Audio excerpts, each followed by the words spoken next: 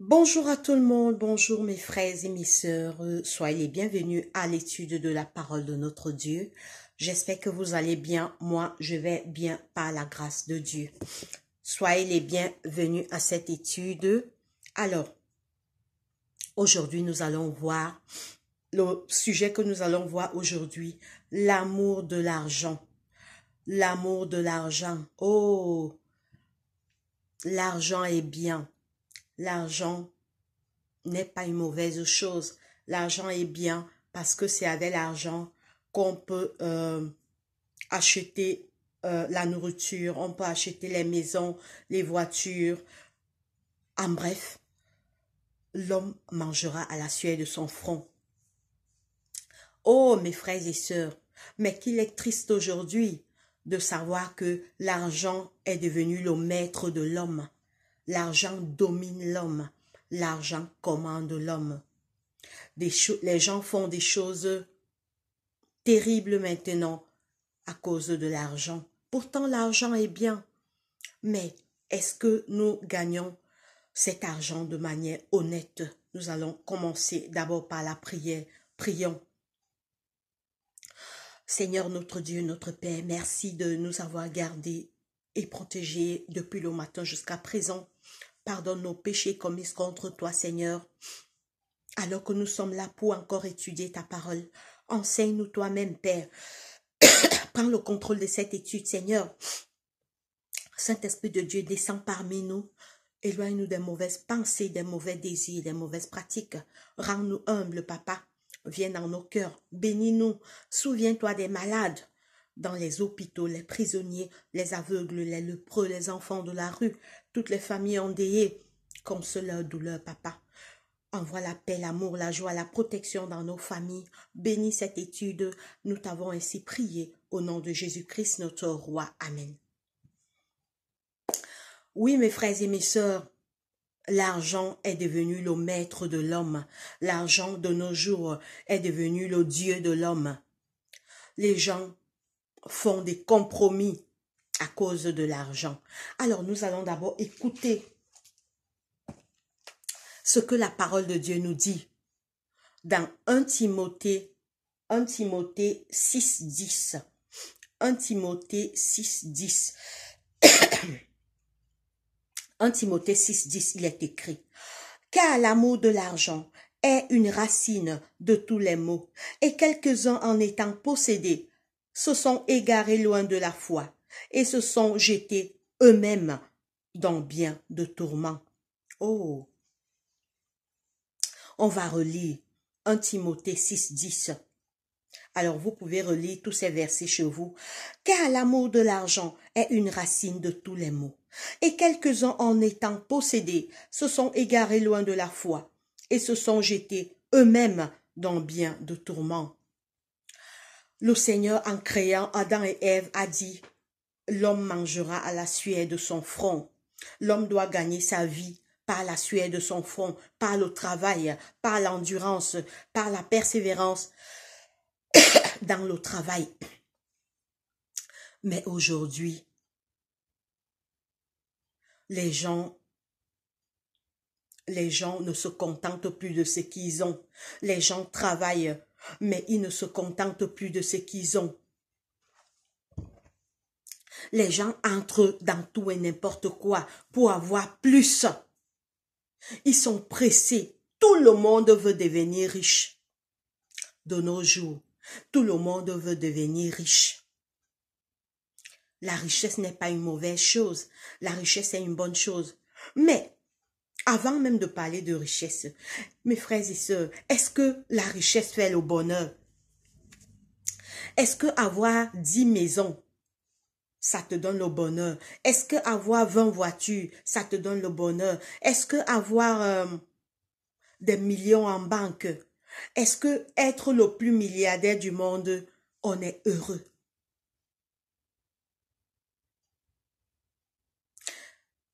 La richesse, c'est le matériel. La richesse nous aide à subvenir à nos besoins. Mais on voit des gens riches, les gens qui sont riches, mais ils sont toujours tristes. On voit des gens riches, oui, je commence par mon propre expérience. Mon expérience, je vous raconte mon expérience. Quand j'étais en Afrique, j'avais une vie modeste en Afrique. En fait, je suis née dans une famille, mes parents étaient modestes. Bon, je vais dire le mot, dans une famille pauvre. Je suis née dans une famille pauvre. Et je me disais que quand je vais venir en Europe, tout, je n'aurai plus de problèmes, je serai heureuse. Effectivement, je suis venue en Europe. Mais mes frères et mes sœurs, je n'ai pas trouvé le bonheur. Pourtant, je mène une vie plus aisée maintenant. J'ai une vie plus aisée par rapport à la vie que je menais en Afrique. Je prends un exemple simple. En Afrique, je lavais les assiettes à la main. Ici, en Europe, je lave les assiettes à la machine. En Afrique, c'était... en fait, pour monter dans une voiture, je prenais les taxis. Maintenant, je monte dans les voitures en permanence. Mais mon cœur est toujours vide. Ceux qui sont en Europe peuvent témoigner. Donc, c'est là où tu t'en rends compte que c'est pas la richesse qui fait le bonheur. Ce qui fait le bonheur, c'est on trouve le bonheur dans les petites choses. La paix du cœur, la paix dans la famille, la paix entre mari et femme, la paix entre frères et sœurs, la paix du cœur. Oui, la richesse est utile, mais ça ne fait pas le bonheur. Combien de personnes ont fait des compromis à cause de l'amour de l'argent? Combien de personnes sont entrées dans tout et n'importe quoi? Combien de personnes ont fait des compromis? Ont voulu devenir riches à tout prix et à tous les prix. Écoutez ce que la parole de Dieu nous dit. Car l'amour de l'argent est la racine de tous les maux. Et quelques-uns en étant possédés se sont égarés loin de la foi et se sont jetés eux-mêmes dans bien de tourments. Si tu gagnes ton argent honnêtement par la sueur de ton front, tu n'auras pas de problème. Si tu n'en vis pas, tu te contentes de ce que tu as. Mais les gens aujourd'hui ne se contentent plus de ce qu'ils ont. On envie. Ah, mon voisin a déjà 3 voitures, 4 voitures. Moi aussi, je veux la même chose. Mon voisin roule dans les jets privés. Ma copine, elle ne met que les grands sacs en main, les sacs de marque. Tu sais qu'elle fait comment? Ma copine a un nouveau téléphone, un iPhone Pro Max 14, alors que tu as ton simple téléphone. Tu sais qu'elle a fait comment? Elle a fait quel compromis pour avoir cet argent? Elle est entrée dans quelle secte pour avoir cet argent? Combien ont trouvé la mort à cause des compromis? Combien sont morts à cause de l'amour démesuré de l'argent? Mes frères et sœurs, l'argent est utile, mais on n'est pas heureux. Tu peux avoir tout, 4 maisons, 10 voitures, mais le cœur est toujours vide. Et la seule personne qui peut combler le cœur, c'est Jésus-Christ. Est-ce que les richesses empêchent qu'on ne va plus mourir? Les richesses nous rendent immortels? Non! On voit les gens qui meurent. Les richesses restent. Tu meurs, ta maison reste, tes voitures restent, tes téléphones restent, tes comptes en banque restent, ton lit même où tu dormais, tu quittes ta maison, tu pars dormir dans la glace. L'amour de l'argent. Cherchons l'argent honnêtement. Cherchons l'argent par la sueur de notre front. Parce que le diable s'est accaparé de ce monde. Et il y a les sectes pernicieuses qui nous attendent. On va dire, on va te proposer les sectes. Tu veux devenir riche? Fais ceci et tu seras riche. Entre dans ça, tu seras riche. Beaucoup ont compromis leur vie, croyant que quand ils seront riches, ils auront le bonheur. D'autres sont devenus des agresseurs. Ils agressent les gens pour avoir de l'argent. Ils entrent dans les sectes pour avoir de l'argent. Ils font des compromis. Ils deviennent des criminels, des voleurs, des faussaires. Le Seigneur nous dit, attention, l'amour de l'argent, l'amour excessif de l'argent pour nous pousser à faire des compromis, pour nous pousser à entrer dans tout et de n'importe quoi. Être riche ne fait pas le bonheur, parce que les gens croient que je suis riche et je suis là heureux. On voit des millionnaires se suicider. On voit les milliardaires se suicider. La vraie richesse, c'est la paix du cœur. La vraie richesse, c'est de connaître Jésus-Christ, se faire du bien. Je n'exclus pas le matériel. En fait, la richesse, c'est quoi? C'est le matériel. Et la richesse ne nous rend pas immortels. Sois le plus milliardaire, tu vas toujours mourir et laisser même ces richesses et les autres vont en profiter. Donc, mes frères et mes sœurs, on va lire maintenant Hébreux 13, 5. Hébreux 13, 5. Hébreux, on va écouter encore ce que la parole de Dieu nous dit. Hébreux 13, 5, il est écrit. Ne vous livrez pas à l'amour de l'argent. Contentez-vous de ce que vous avez, car Dieu lui-même a dit, je ne te délaisserai point et je ne t'abandonnerai point. Vous écoutez? Il y a des gens qui ont compromis leur vie parce qu'ils voulaient devenir riches à tout prix et à tous les prix. On les a proposé des mauvaises choses, les sectes pernicieuses. Et puis le diable ne donne rien pour rien. Dans ces sectes, ils sont conditionnés. On dit, fais ci, fais ça. Comme il y a un jeune, j'ai vu la vidéo d'un jeune un jour sur les réseaux sociaux, il pleurait.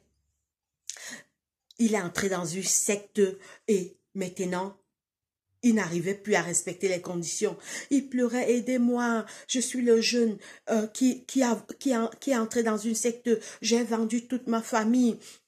Maintenant, on me demande encore le sang, aidez-moi. Le diable est malin. Mes frères et sœurs, en fait, les gens qui entrent dans les richesses, les gens qui entrent dans les sectes, ils ne savent pas qui est caché derrière. Le vrai chef bandit, c'est Satan. Et c'est ce qui bat son plein de nos jours. Il y a même les porte-monnaies magiques, les jeunes qui vivent avec les pitons dans les maisons. Mes frères et sœurs, c'est un piège en réalité. Le diable, c'est un échange. Il te donne les gloires de la terre, il te donne les richesses, il prend ta vie, il prend ton âme. Et il sait que les richesses, là, tu ne vas même pas en profiter. On voit maintenant dans les réseaux sociaux, les jeunes qui vivent avec des serpents, qui vomissent de l'argent. La vie facile, les jeunes ne veulent plus travailler, ils se livrent à l'amour de l'argent, à la vie facile. Beaucoup sont morts dans ces sectes, beaucoup ont trouvé la mort, alors que s'ils se contentaient de ce qu'ils avaient, Dieu devait bénir leur travail, Dieu devait bénir leur effort. On veut être riche à tout prix et à tous les prix pour nous faire voir devant les autres. Attention à l'amour de l'argent. Il y a un piège caché derrière. L'argent est bien, mais gagne ton argent par la sueur de ton front et contente-toi de ce que tu as. N'envie pas, même si ton voisin a déjà construit 10 maisons. Toi, tu n'as que une maison. Tu ne sais pas comment il a fait. Tu ne sais pas les compromis qu'il a fait. Tu ne sais pas dans quel secte il est allé entrer. Tu te mets à envier. Et quand tu commences à envier, le diable est là prêt pour te piéger. N'entrez pas dans les sectes, mes frères et mes sœurs. C'est un piège. C'est un échange. Le diable va te demander de remplir une première condition. Deuxième, troisième, quatrième, cinquième. Ce n'est pas une condition qu'il te demande, hein, puisque c'est un échange. Il prend ta vie, il prend le contrôle sur ta vie et il te donne ses richesses. C'est de l'illusion en fait. Ces richesses sont de l'illusion parce que tellement il va te dire de remplir les conditions chaque fois. Un jour toi-même tu seras fatigué. Il y a d'autres qui livrent tous les membres de leur famille. Le diable ne donne rien pour rien. Travaille pas tes 10 doigts, sois honnête, n'envie personne. Mais c'est ce que Hébreu nous dit, Hébreu 13, 5. Ne vous livrez pas à l'amour de l'argent, contentez-vous de ce que vous avez, car Dieu lui-même a dit, je ne te délaisserai point et je ne t'abandonnerai point. Mon frère, ma sœur, toi qui vas voir cette vidéo, travaille par la sueur de ton front. Contente-toi de ce que tu as. Même la richesse, là, Dieu peut te donner. Dieu peut te donner, mais de manière honnête. Tu peux être riche de manière honnête, sans faire des compromis, sans entrer dans des sectes pernicieuses. Et c'est ça qui bat son plein de nos jours. Les gens sont piégés dans les sectes parce qu'ils voulaient devenir riches. Ils ne dorment pas. Ces riches que vous voyez là, ceux qui ont fait des compromis, ils ne sont pas heureux, ils vous mentent. Ils font des choses terribles. Le diable leur donne des conditions terribles. Mais devant les gens, ils font semblant d'être heureux. Ils sont malheureux plus que nous-mêmes qui sommes pauvres. Parce qu'ils ont fait des compromis. Le diable ne donne rien pour rien. Oh, il t'appelle, viens, viens, viens, viens. Tu veux devenir riche? Ok. Fais ça et je te donne ça. En fait, c'est du donnant-donner en fait. C'est un échange. Il prend ton âme et il te donne des richesses. C'est de l'illusion en fait. Puisqu'il sait que tu vas mourir et laisser. Il peut te tuer avant. Donc, mes frères et sœurs, contentons-nous de ce qu'on a. On va lire maintenant Proverbe 15, 16. Il est écrit. Proverbe 15, 16. Proverbe 15, 16. Proverbe.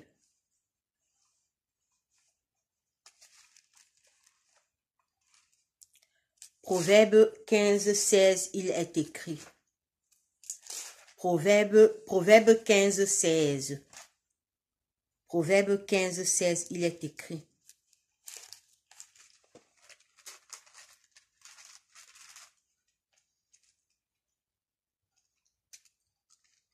Proverbe 15, 16, il est écrit. Mieux vaut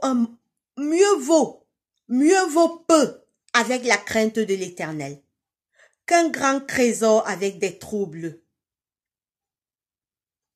Mieux vaut de l'herbe pour nourriture, là où règne l'amour, qu'un bœuf engraissé, si la haine est là. Oh! Écoute, on va relire. Mieux vaut peu avec la crainte de l'Éternel qu'un grand trésor avec le trouble. Mieux vaut, tu es pauvre,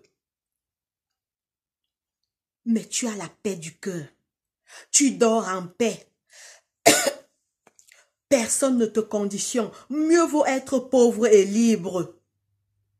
Ces gens qui sont dans les sectes, en fait, il y a des riches qui ont gagné leur vie honnêtement. Hein. Il y a des riches qui ne font pas des compromis.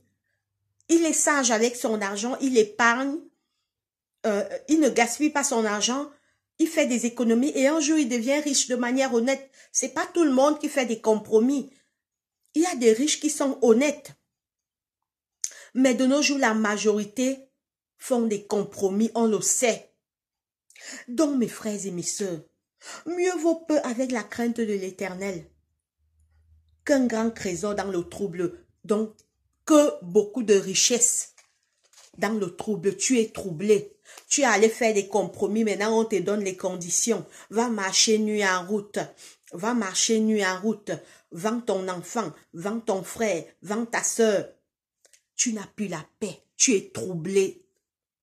Et ces gens-là, ils ne sont pas en paix parce que le diable les tient. En bref, ils sont déjà esclaves de Satan. Mieux vaut être pauvre et libre. Tu dors ta chose tranquillement. Personne ne te conditionne. Mieux vaut de l'herbe pour nourriture. Ou mieux vaut de l'herbe pour nourriture. Là où règne l'amour. Comme bœuf engraissé. Si la haine est là. Donc, tu es riche, mais tu n'as pas la paix du cœur. Ta maison n'est pas en paix. En bref, mieux vaut la pauvreté que mieux vaut être pauvre dans la crainte de Dieu. Et puis, la richesse même appartient à qui? L'or et l'argent appartiennent à Dieu. Si Dieu veut que je devienne riche de manière honnête, je serai riche. Alors, on va lire notre dernier verset, Proverbe 29, 23. Proverbe 29, 23.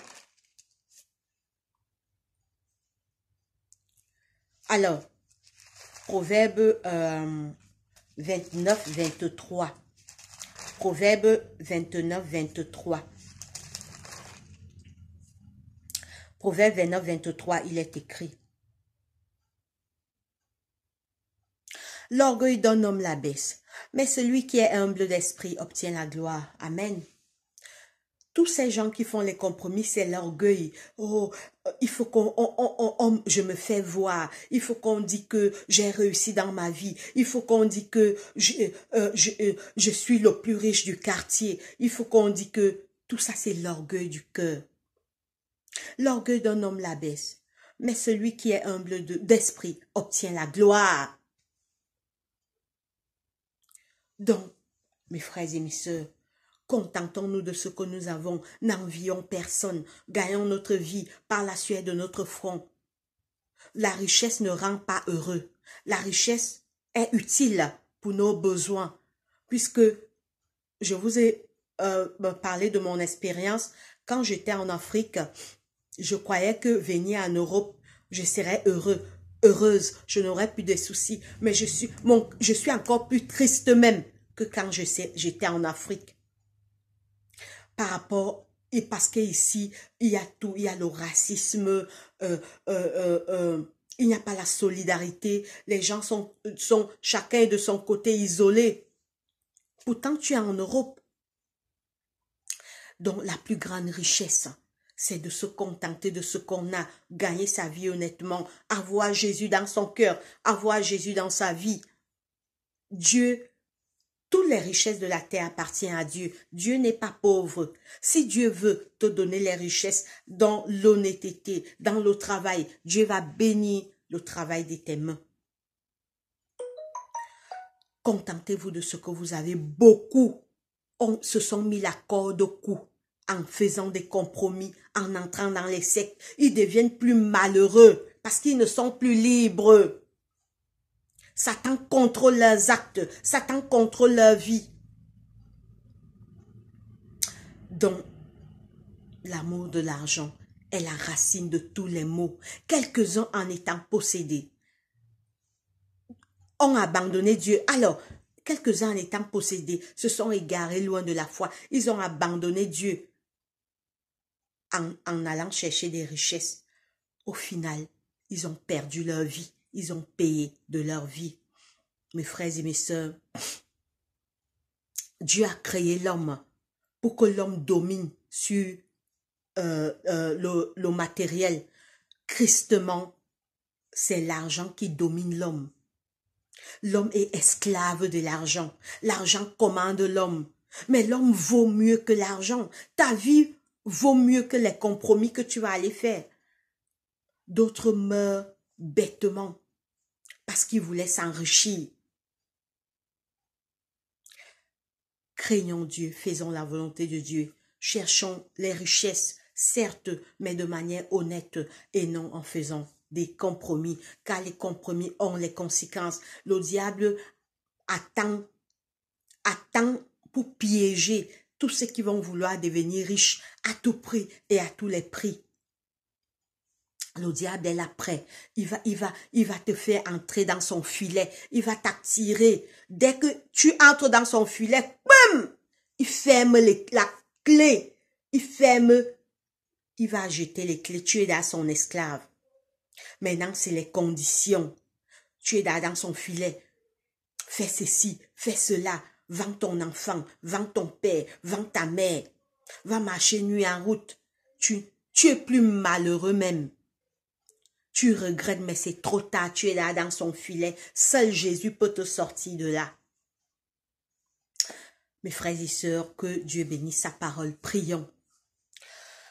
Seigneur Dieu, notre Père, notre Roi, merci pour cette étude.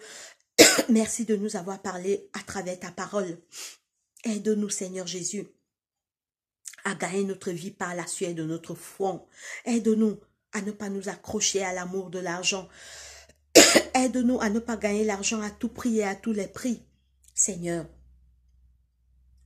aide-nous à travailler, à nous contenter de ce qu'on a. Éloigne-nous de l'envie. Seigneur Jésus, viens dans nos cœurs, soutiens notre foi. Éloigne-nous des mauvaises pensées, des mauvais désirs, des mauvaises pratiques. Aide-nous à faire le bien, aide-nous à faire ta volonté et détourne nos cœurs du mal. Seigneur, bénis nos familles, nos parents, nos enfants, nos amis et connaissances. Souviens-toi toujours des malades dans les hôpitaux, les prisonniers, les aveugles, les lépreux, les enfants de la rue, toutes les personnes qui souffrent dans ce monde, qui crient à toi. Viens à leur secours, papa. Protège-nous durant toute cette année, Seigneur. Bénis nos activités. Bénis nos travails, nos commerces, nos business, papa. Et aide-nous à gagner notre vie de manière honnête. Aide-nous à fuir les compromis, Seigneur, car il y a les pièges dans les compromis. Bénis cette journée, soutiens notre foi. C'est au nom de Jésus-Christ, notre Roi et Seigneur, que nous t'avons ainsi prié. Amen. Passez une bonne journée, mes frères et sœurs. Que Dieu nous bénisse. À la prochaine vidéo. Allez, bye bye.